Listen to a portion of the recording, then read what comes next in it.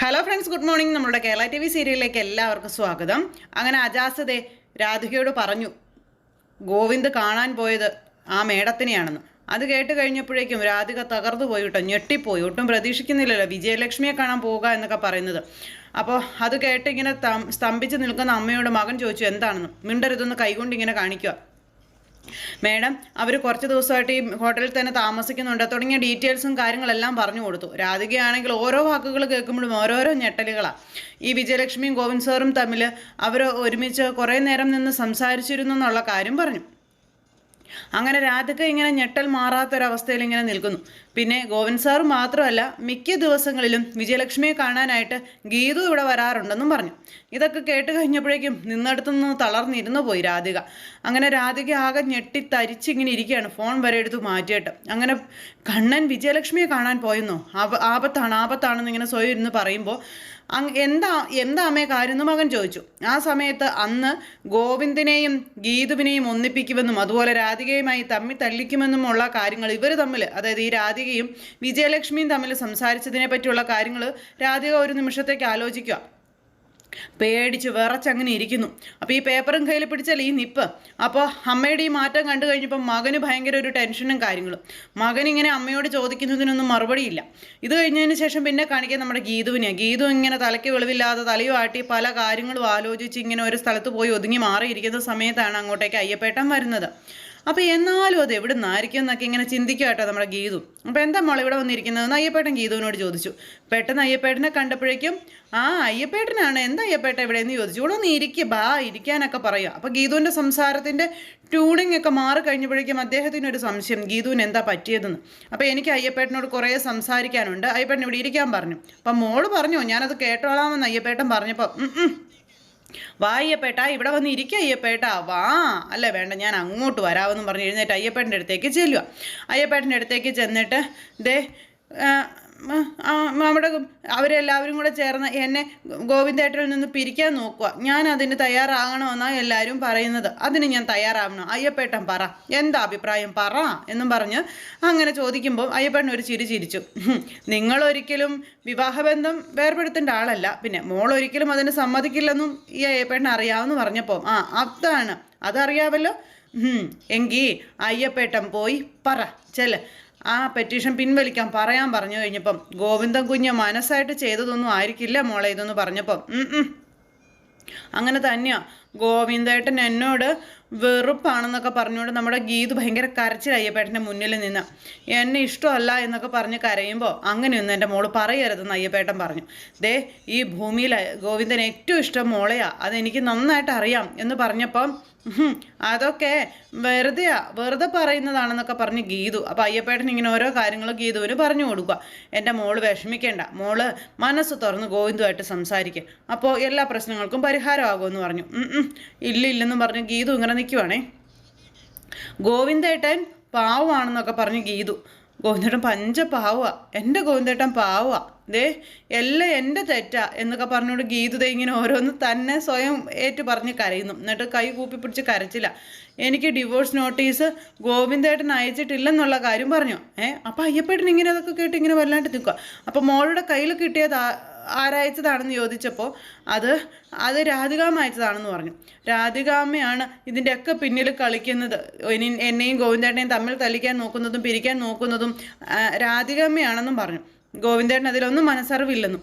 പിന്നെ ഇതൊക്കെ പറഞ്ഞ് എൻ്റെ തെറ്റിദ്ധാരണയാന്നൊക്കെ പറഞ്ഞിങ്ങനെ കരയുമ്പോൾ മോൾ എന്താ ഇങ്ങനെ വെളിവില്ലാതെ സംസാരിക്കുന്നതെന്ന് ചോദിച്ചു നമ്മുടെ അയ്യപ്പേട്ടൻ. എല്ലാത്തിനും കാരണം ആ രാധികാമ്മയാണെന്നും പറഞ്ഞുകൊണ്ട് ഗീതു തറപ്പിച്ച് വീണ്ടും പറയുക കേട്ടോ. അവരെ നമുക്ക് ശരിയാക്കണം എന്നൊക്കെ പറഞ്ഞപ്പോൾ അയ്യപ്പേട്ടൻ ഇങ്ങനെ ചിരിക്കും. അപ്പോഴേക്കും ഗീതു അവിടെ പോയി ഇരുന്നു. എന്നെ ഒന്ന് പിടിക്കുക അയ്യപ്പേട്ട, പിടിക്കുക എന്നും പറഞ്ഞ് പിടിച്ചെഴുന്നേൽപ്പിക്കുന്നു. അങ്ങനെ അയ്യപ്പേട്ടൻ ഗീതുവിനെ വലിച്ചു പൊക്കി ഇങ്ങനെ നിർത്തുക. അപ്പോൾ മോൾക്ക് എന്തോ കാര്യമായിട്ട് സംഭവിച്ചിട്ടുണ്ടല്ലോ എന്ന് അയ്യപ്പേട്ടൻ പറഞ്ഞപ്പോൾ രാധികാമ്മയോടുള്ള ദേഷ്യം എനിക്ക് സംഭവിച്ചിരിക്കുന്നതെന്ന് ഗീതു. ഗോവിന്ദേട്ടൻ്റെ 1 നമ്പർ ശത്രുവാണ് അവരെന്നൊക്കെ പറയുമ്പോൾ മോളെന്തിനാ രാധികാമ്മയെ ഇങ്ങനെ ശത്രുപക്ഷത്ത് നിർത്തുന്നതെന്ന് ചോദിച്ചു. രാധികാമ്മയ്ക്കെതിരെ മോള് സംസാരിക്കുന്നതും പ്രവർത്തിക്കുന്നതും ഒക്കെയാണ് ഗോവിന്ദ കുഞ്ഞിൻ്റെ ഏറ്റവും വലിയ പ്രശ്നമെന്ന് പറഞ്ഞപ്പം അത് ശരിയല്ല അയ്യപ്പേട്ട, ഞാൻ പറയുന്നതാണ് സത്യം, ഞാൻ പറയുന്നതാണ് കാര്യം എന്നൊക്കെ പറഞ്ഞ് ഗീതു ഇങ്ങനെ എല്ലാം പറഞ്ഞു കൊടുക്കുന്നുണ്ട്. പക്ഷെ അയ്യപ്പേട്ടൻ അത് വിശ്വസിക്കുന്നില്ല. അപ്പം അയ്യപ്പേട്ടൻ അത് വിശ്വസിക്കാതെ അയ്യപ്പേട്ടനും എന്നെ വിശ്വസിക്കുന്നില്ലേ എന്നൊക്കെ ചോദിച്ചു ഗീതു. കരച്ചിൽ. അപ്പം മോളെന്തിനാ കരയുന്നേ എന്ന് അയ്യപ്പേട്ടൻ ചോദിച്ചു. എനിക്കറിയില്ല അയ്യപ്പേട്ട, എനിക്ക് സങ്കടം സഹിക്കാൻ പറ്റുന്നില്ല, ഞാൻ വെറുതെ എൻ്റെ ഗോവിന്ദേട്ടനെ അവിശ്വസിച്ചു എന്നൊക്കെ പറഞ്ഞുകൊണ്ട് കരയണത്.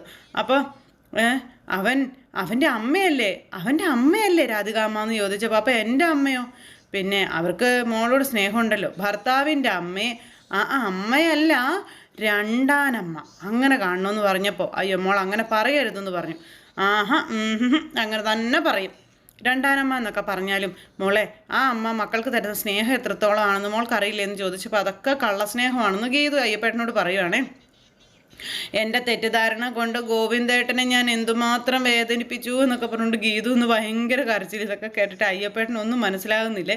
അപ്പം കുഞ്ഞ് സ്വഭാവത്തിൽ തന്നെയാണ് ഇതൊക്കെ പറയുന്നതെന്ന് ചോദിച്ചപ്പം എനിക്കിപ്പോൾ ഭയങ്കര ബോധം അയ്യപ്പേട്ടാ. പിന്നെ ഇന്ന് തന്നെ ഞാൻ എല്ലാ കാര്യങ്ങളും ഗോവിന്ദേട്ടനോട് തുറന്നു പറയും, സംസാരിച്ച് പിണക്കം തീർക്കും, നോക്കിക്കോ എന്നൊക്കെ പറഞ്ഞുകൊണ്ട് നമ്മുടെ ഗീതു. അത് കേട്ട് കഴിഞ്ഞപ്പോൾ എൻ്റെ ഈശ്വരാ, ഇത് എന്താണോ ഇത്, ഇങ്ങനെയൊക്കെ സംഭവിക്കുമെന്നൊക്കെ അയ്യപ്പേട്ടൻ ചിന്തിക്കാതെ ഇന്നത്തോടുകൂടി എല്ലാ പ്രശ്നങ്ങളും പറഞ്ഞു തീർത്ത് നിങ്ങൾ ഇന്ന് തൊട്ട് തന്നെ കുടുംബജീവിതം ആരംഭിക്കണമെന്ന് പറഞ്ഞപ്പം അത് ഞാൻ ഏറ്റെൻ്റെ അയ്യപ്പേട്ട എന്ന് ഗോവിന്ദൻ കുഞ്ഞിനെ മയക്കി എടുക്കുമെന്നും ഗീതു പറഞ്ഞു. അത് കേട്ടപ്പോൾ ഈശ്വരാ എന്ന് പറഞ്ഞ സകല ദൈവങ്ങളെയും വിളിച്ച് നന്ദിയും പറഞ്ഞ് വിഘ്നേശ്വരനോട് 100 നന്ദിയൊക്കെ പറഞ്ഞ് നമ്മുടെ അയ്യപ്പേട്ടൻ ഇങ്ങനെ നിൽക്കുക. കുറച്ച് ഇപ്പുറത്തേക്ക് മാറിക്കഴിഞ്ഞിട്ട് ഞാനിപ്പോൾ എന്താ അയ്യപ്പേട്ടനോട് പറഞ്ഞേ എന്നൊക്കെ വെറുതെ തല ഇങ്ങനെ ചൊറിഞ്ഞോണ്ട് നിൽക്കുക നമ്മുടെ ഗീതുവിനൊന്നും മനസ്സിലാകുന്നില്ല. അപ്പോൾ ഗീതു അങ്ങനെ ആ ഒരു ചിന്തയൊക്കെ ഇങ്ങനെ ആയിട്ട് നിൽക്കുന്നു. അതിന് ശേഷം ഒരു മൂലയ്ക്ക് പോയിരുന്ന് വീണ്ടും തലചോർച്ചിലായി, പല്ലുകടിക്കലായി, അങ്ങനെയൊക്കെ ഗീതു ഇങ്ങനെ സ്വഭാവം നഷ്ടപ്പെട്ട് ഇങ്ങനെ നിൽക്കുന്നു. അപ്പോൾ ആ സമയത്ത് ഗീതുവിൻ്റെ ഫോണിലേക്ക് കോൾ വന്നപ്പോൾ കോൾ എടുത്തു. ഹലോ എന്ന് വെച്ച് കഴിഞ്ഞപ്പോൾ തിരക്കായി പോയതുകൊണ്ടാണോ എന്നെ വിളിക്കാത്തതെന്ന് ചോദിച്ചു. പിന്നെ എനിക്ക് ഇച്ചിരി തിരക്കായതുകൊണ്ട് വിളിക്കാൻ പറ്റിയില്ല, ഇങ്ങോട്ട് വിളിക്കണ്ടേ എന്ന് കരുതി എന്നൊക്കെ പറഞ്ഞ് വിജയലക്ഷ്മി മേഡം ദേഷ്യപ്പെടുക. അപ്പോൾ ഇപ്പോൾ എങ്ങനെയുണ്ട് നിനക്കെന്ന് ചോദിച്ചപ്പോൾ നല്ല സുഖമാണെന്ന് ഗീതു മേഡത്തിനോട് പറയുന്നു. കാറ്റിലൊരു പഞ്ഞിത്തുണ്ട് പോലെ ഞാനിങ്ങനെ പറന്ന് നടക്കുകയാണെന്നൊക്കെ പറഞ്ഞുകൊണ്ട് ഗീതു ഇങ്ങനെ സംസാരിക്കുമ്പോൾ ഗീതുവിന് എന്തോ സ്പെല്ലിംഗ് മിസ്റ്റേക്ക് ആ മേഡത്തിന് തോന്നുന്നുണ്ട്. അപ്പം നിനക്ക് എന്താ പറ്റിയതെന്ന് ചോദിച്ചു. എനിക്കൊന്നും പറ്റിയില്ല, എനിക്ക് പറ്റിയത് മുഴുവൻ മനുഷ്യരെ വിശ്വസിച്ചതാണെന്നൊക്കെ പറഞ്ഞുകൊണ്ട് ഗീതു. അപ്പോൾ ഗീതു ഇങ്ങനെ ഓരോ കാര്യങ്ങൾ ഇങ്ങനെ വായി എന്നുള്ള രീതിയിൽ ഇങ്ങനെ പറഞ്ഞുകൊണ്ടിരിക്കുക കേട്ടോ. മേഡം ഇതൊക്കെ കേട്ട് ഇങ്ങനെ വല്ലാണ്ടിരിക്കുക. എടീ നിനക്ക് എന്തോ അബദ്ധം പറ്റിയിട്ടുണ്ട്, രാധിക നിനക്ക് എന്തോ മയക്കുമരുന്ന് തന്നിട്ടുണ്ടെന്ന് വിജയലക്ഷ്മി പറയുക കേട്ടോ. അപ്പോഴേക്കും അതെയല്ലേ, രാധികാമ്മേ എനിക്ക് സ്നേഹം മാത്രമേ തന്നിട്ടുള്ളൂ എന്നൊക്കെ പറഞ്ഞുകൊണ്ട് ഗീതു ഇരുന്ന് പറയുന്നു. മേഡം ഇതൊക്കെ കേട്ട് അന്താളിക്കാം.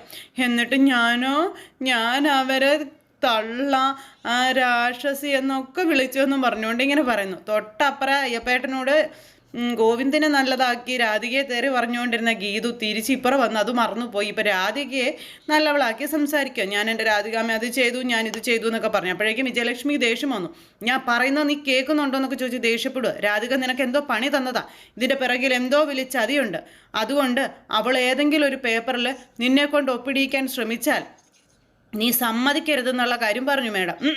ഇല്ല ഞാൻ ഒപ്പിടില്ല എന്ന് ഗീതു. പക്ഷേ ഗോവിന്ദേട്ടനുണ്ടല്ലോ, ഗോവിന്ദേട്ടൻ പാവാ എന്നും പറഞ്ഞുകൊണ്ട് ഗീതു ഇങ്ങനെ പറഞ്ഞുകൊണ്ടിരിക്കുക കേട്ടോ. ഇത് എന്നതാന്ന് ഓർത്തിരിക്കാം മേഡം. എനിക്ക് ഇപ്പോൾ ഗോവിന്ദേട്ടനോട് മാപ്പ് പറയണമെന്നൊക്കെ പറഞ്ഞുകൊണ്ട് ഇങ്ങനെ കരഞ്ഞു.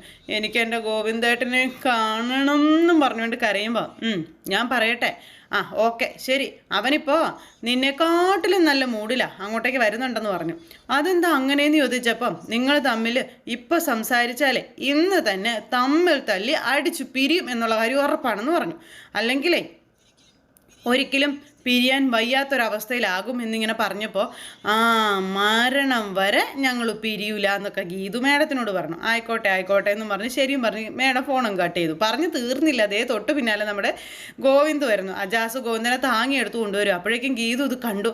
അയ്യോ ഗോവിന്ദേട്ടൻ വരുന്നുണ്ട് എന്നും പറഞ്ഞുകൊണ്ട് ആ ഫോണും അവിടെ വലിച്ചെറിഞ്ഞിട്ട് ഗീതു ഓടി അങ്ങോട്ടേക്ക് ചെല്ലുന്നു. അപ്പോഴേക്കും നമ്മുടെ ഗോവിന്ദ് ഇങ്ങനെ കണ്ണൊന്നും തുറക്കാൻ മേലാത്തൊരവസ്ഥയിൽ അവിടെ ഇങ്ങനെ വന്ന് നിൽക്കുക കേട്ടോ. അപ്പോൾ ഗോവിന്ദേട്ടൻ്റെ കൂടെ ഗുണ്ടയുണ്ട്, അജാസും ഉണ്ടെന്നൊക്കെ പറഞ്ഞുകൊണ്ട് ഗീതു ഇങ്ങനെ നിന്ന് പറയാം. അങ്ങനെ അതെല്ലാം പറഞ്ഞ് നമ്മുടെ ഗീതു അങ്ങോട്ടേക്ക് പോകണം. അപ്പോൾ മേഡമായിട്ട് കുറേ നേരം സംസാരിച്ച് മേഡം വേണ്ടുന്ന ഉപദേശങ്ങളും കാര്യങ്ങളും എല്ലാം ഗീതുവിന് കൊടുത്തു.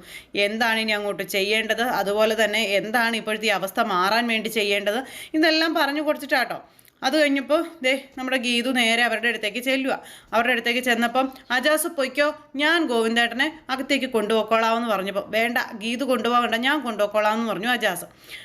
ഞാൻ കൊണ്ടുപോയിക്കോളാം എന്ന് പറഞ്ഞാൽ ഞാൻ കൊണ്ടുപോയിക്കോളാം, അജാസിനോട് പോകാൻ പറഞ്ഞാൽ അജാസ് പോയാൽ മതിയെന്ന് ഗീതു. സാറിന് ഈ ഒരവസ്ഥയിൽ ഞാൻ ഏതവസ്ഥയിലാണെങ്കിലും ഈ സാറിനെ ബെഡ്റൂമിലെത്തിക്കാൻ ഞാനുണ്ട്, ഭാര്യയായ ഞാനല്ലേ ഇവിടെ ഉള്ളത് എന്നും പറഞ്ഞ് ഗീതു. അപ്പം ശരിയല്ലേ സാറെന്ന് ചോദിച്ചപ്പം എന്നും പറഞ്ഞ തലയാട്ടോ ഗോവിന്ദു. എന്നിട്ട് അജാസിനോട് Ajas go to your classes എന്നും പറഞ്ഞു. ഇത് രണ്ടും കൂടെ കണ്ടു കഴിഞ്ഞപ്പോൾ അജാസിന് മനസ്സിലായി ഏകദേശമൊക്കെ റെഡി ആയെന്ന്. എനിക്ക് എൻ്റെ കണ്ണേട്ടനോടെ നീ മൂഡിൽ കുറച്ച് കാര്യങ്ങളൊക്കെ സംസാരിക്കാനുണ്ടെന്ന് നമ്മുടെ ഗീതു. അപ്പോൾ നീ ആരാന്നൊക്കെ ചോദിച്ചു ഗോവിന്ദൻ. അപ്പം എന്നോട് സംസാരിക്കാൻ നീ ആരാ, നിന്നോട് സംസാരിക്കാൻ ഞാനില്ലെന്ന് പറഞ്ഞു ഗോവിന്ദൻ കയറിയതും കിടക്കുന്ന ഉരുണ്ട് പിടച്ച് നിലത്ത്. അപ്പോഴേക്ക് അജാസ് ചാടി കയറി പിടിച്ചു. അപ്പോൾ എനിക്ക് മാപ്പ് തരണം എന്നും പറഞ്ഞ് കരയാം. ഞാനിവിടെ കാത്തു നിന്നതേ എൻ്റെ കണ്ണേട്ടനോട് മാപ്പ് ചോദിക്കാൻ വേണ്ടിയിട്ടാണെന്നൊക്കെ പറഞ്ഞ് ഗീതു നിന്ന് കരച്ചില്ല. അപ്പം ഞാൻ പശ്ചാത്താപം കൊണ്ടേ ഞാൻ ഇങ്ങനെ മുങ്ങി നിൽക്കുക.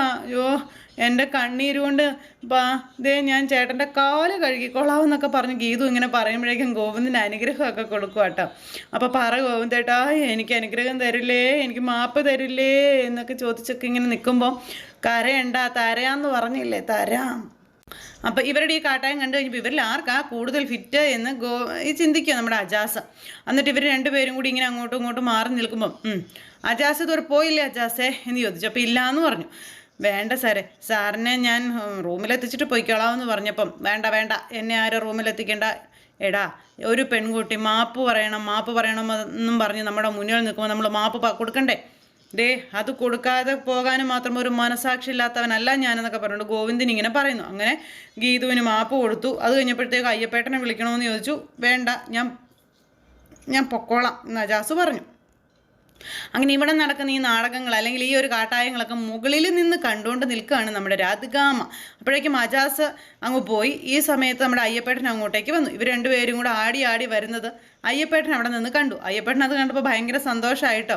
രണ്ടുപേർക്കും ബോധമില്ലെന്നുള്ള കാര്യം അയ്യപ്പേട്ടനെ അറിയില്ലല്ലോ. ഗീതുവിൻ്റെ അവസ്ഥ മാത്രമേ അയ്യപ്പേട്ടനെ അറിയുള്ളൂ. അപ്പോൾ ഇത് കണ്ടപ്പോൾ അയ്യോ ഞാൻ ഈ കാണുന്നത് സത്യം തന്നെയാണോ നമ്മുടെ അയ്യപ്പേട്ടൻ ചിന്തിക്കാം. രാവിലെ കീരിയും പാമ്പും പോലെ നടന്നവർ ഇപ്പോൾ ഇങ്ങനെ നടക്കുന്നു. ഇത് സംഭവം, എന്താ പറ്റിയേ ഇങ്ങനെ? ആ ഒരു ഇതില്ല ഇങ്ങനെ വിഘ്നേശ്വര എല്ലാത്തിനും നന്ദിയെന്നും പറഞ്ഞുകൊണ്ട് വിഘ്നേശ്വരനോട് നന്ദിയും പറയുന്നു. അങ്ങനെ മദ്യലഹരിയിൽ ഇവരുടെ നിറഞ്ഞാടുന്ന പ്രണയം കണ്ട് എല്ലാവരും അന്താളിച്ച് ഇങ്ങനെ നിൽക്കുക. എന്തായാലും എല്ലാവർക്കും അവിടെ ആ ഒരു അവസ്ഥയിൽ ഇങ്ങനെ പോകുമ്പോൾ ഇവർക്ക് ഞാൻ മയക്കുമരുന്ന് ആവശ്യത്തിന് കലക്കി കൊടുത്തത് വിനയായോ ഈശ്വര, ഇതിപ്പോൾ ഇവരെ രണ്ടുപേരെയും വീണ്ടും അടുപ്പിക്കുമോ എന്നൊക്കെ രാധിക അവിടെ നിന്ന് ഇങ്ങനെ ചിന്തിക്കുക കേട്ടോ. അങ്ങനെ രണ്ടുപേരും കൂടി നടക്കാൻ പഠിപ്പിക്കുന്നു, ഇരിക്കാൻ പഠിപ്പിക്കുന്നു, ഓടാൻ പഠിപ്പിക്കുന്നു. അപ്പോൾ അങ്ങനെ രണ്ടുപേരും ഭയങ്കര ഫിറ്റിൽ ഓരോന്ന് കാട്ടിക്കൂട്ടും. നമ്മുടെ അയ്യപ്പേട്ടൻ നെഞ്ചത്ത് കൈ വെച്ച് എൻ്റെ മനസ്സ് മാറുന്നു, എൻ്റെ മനസ്സ് നിറഞ്ഞു എന്നൊക്കെ പറഞ്ഞുകൊണ്ട് ഇങ്ങനെ ചിന്തിച്ചുകൊണ്ട് ഇങ്ങനെ നിൽക്കുക കേട്ടോ. അപ്പം ഗണപതി കുഞ്ഞിനോട് ഞാൻ നിത്യവും നടത്തുന്ന പ്രാർത്ഥനയ്ക്ക് എനിക്ക് ഫലം കിട്ടി എന്നൊക്കെ അയ്യപ്പേട്ടൻ അവിടെ നിന്ന് ഇങ്ങനെ പറയാം. അവർ സെറ്റായി എന്നൊക്കെ. രാധിക നേരത്തേക്ക് ഇനി ഇവർ സെറ്റായോ എന്നുള്ള പേടിയിൽ നിൽക്കുക.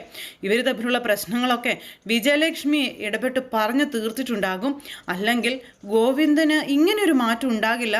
ഇനി രണ്ടുപേരും കൂടി എനിക്കെതിരെ എങ്ങാനും തിരിയോ എന്നൊക്കെ ഇങ്ങനെ രാധിക ചിന്തിക്കാം. എങ്കിലാ നിമിഷം ഞാൻ അറക്കൽ കുടുംബത്തിന് പുറത്താകുമെന്നും രാധിക ചിന്തിക്കുന്നു. അപ്പോൾ ഗോവിന്ദേട്ടനും ഗീതു എന്തൊക്കെ ന്യായങ്ങൾ പറഞ്ഞാലും അവർ തമ്മിലുള്ള പ്രശ്നങ്ങൾ പറഞ്ഞ് തീർത്ത് അപ്പോൾ ആ ഒരു ഡിവോഴ്സ് പിൻവലിച്ചിട്ടേ നിങ്ങൾ പോകാവൂന്ന് പറഞ്ഞു. അപ്പോൾ എൻ്റെ ആഗ്രഹം സാധിച്ചു തരാൻ വിവാഹത്തിന് തയ്യാറായ ഗോവിന്ദേട്ടൻ്റെ ജീവിതം തകരാൻ ഒരിക്കലും പാടില്ല രേഖേച്ചി, അത് ഞാൻ സമ്മതിക്കില്ലെന്നും പ്രിയ പറയാം.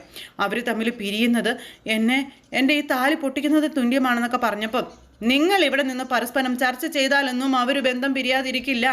അവർ ഇപ്പം സണ്ടക്കോഴി മാതിരി ഇനി ഒരിക്കലും ഒന്നിക്കില്ല എന്ന് പറഞ്ഞ് കാഞ്ചന അല്ലല്ല ഒന്നിച്ചു എന്നും പറഞ്ഞുകൊണ്ട് അങ്ങോട്ട് ആ വാഗുകൊണ്ട് തന്നെ പറഞ്ഞു നോക്കുമ്പോൾ ഇവർ രണ്ടുപേരും കെട്ടിപ്പിടിച്ച് ഇങ്ങനെ വരുന്ന കാഴ്ച അവരെല്ലാവരും കാണുന്നത്. അപ്പോൾ ഇവരുടെ രണ്ടുപേരുടെയും ഫിറ്റ് കൊണ്ടാണ് ഇവർ വരുന്നതെന്ന് അവർക്കിപ്പം നിലവിൽ അറിയില്ല. ഇവരുടെ രണ്ടുപേരുടെയും കെട്ടിപ്പിടുത്തവും വരവൊക്കെ കണ്ടപ്പോൾ അവർക്ക് ഒരുപാട് സന്തോഷമായി. അപ്പോൾ അവർ ആ ഒരു സിറ്റുവേഷനോട് കൂടി ഇവരെ നോക്കി കാണുന്നിടത്ത് ഇന്നത്തെ നമ്മുടെ കഥ അവസാനിച്ചു. അപ്പോൾ എല്ലാവരും കാത്തിരുന്ന് കാണണം. എല്ലാവർക്കും നല്ലൊരു ദിവസം ആശംസിക്കുകയാണ്. എല്ലാവരുടെയും സപ്പോർട്ടിനും സ്നേഹത്തിനും ഒത്തിരി നന്ദി അറിയിക്കുന്നു. ഹൃദയത്തിൻ്റെ ഭാഷയിൽ ഒരുപാട് നന്ദി അറിയിച്ചുകൊണ്ട് നിർത്തുന്നു. താങ്ക്